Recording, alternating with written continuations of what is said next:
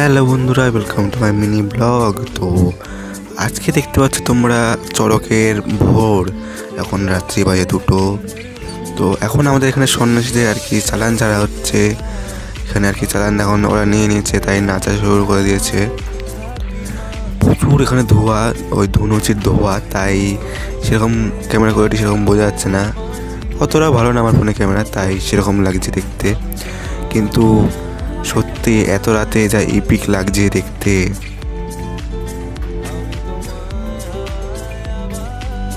তারপর সন্ন্যাসীরা এখান থেকে বেরিয়ে গেল। তারপরে দেখতে পাচ্ছি সব বউ সেজে, মেয়ে সেজে, মানে কি না কি সেজে সব চলে এসেছে এখন, এরকম নাচানাচি করে।